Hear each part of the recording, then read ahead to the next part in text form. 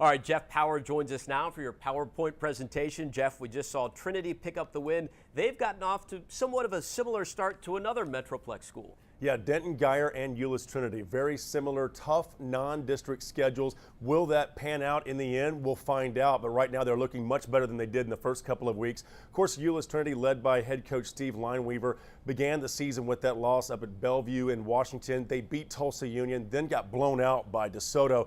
But they really looked good in their last victory, and I think that they're back where they need to be. That was a win over Colleyville Heritage. Of course, Homer Babcock, as we saw, had a couple of touchdowns. And look out for Matt Hawkins and Rimmel Newton, a couple of players who are standing out for them. As for Denton Geyer, you know, they lost to Cedar Hill, lost to Colleyville Heritage, but then bounced back, defeating Marcus and Azle rather handily, I might add. John Walsh has them back where they need to be in District 5 4A, and they've got Denton next week. And Gerard Hurd, without a doubt, he is the real deal with 11 returning starters from last season. I think Geyer will bounce back. Speaking of Gerard Hurd, who's a great runner, we mentioned Justin Stockton, another great runner, but he actually plays the running back position. Who are some of the great running backs, including Stockton, who we've seen so far in the season? Okay, I'll start with Stockton, no problem. Cibolo Steele off to an undefeated start. Of course, they reached the state title game last year, and they look every bit the power this year. I mean, they have just reloaded under Mike Jinks.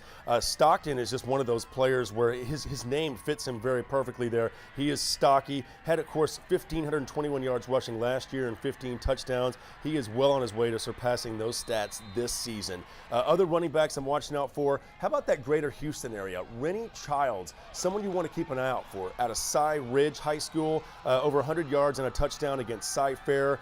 They are, of course, in District 17 5A. They picked up that 31-20 win, but he's already got over 800 yards rushing this year. How about Adam Taylor out of Katy? 1,237 yards, just been lighting it up on the field. This year alone has been sensational on the field for Katy, already 11 touchdowns. Of course, they're the #1 team in many people's polls across the state. So those are some of the players. Also look out for Dontre Wilson out of DeSoto.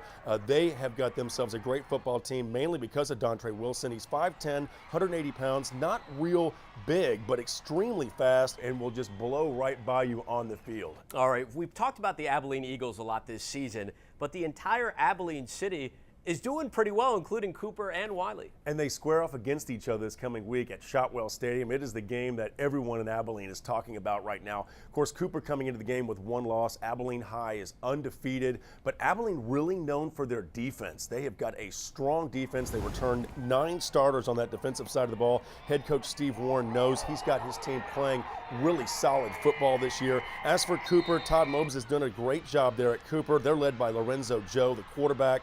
He's only a junior. He actually moved from wide receiver, has great speed, totally understands the offense, and has been a very pleasant surprise for Cooper.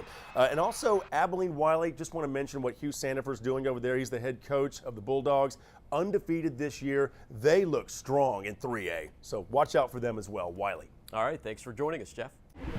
Still to come after the break. After making the state title game in 4A last year, how are the Monsters of Midway faring in 5A this season? And the Garland Owls flick the switch in our Game of the Week. Stay tuned.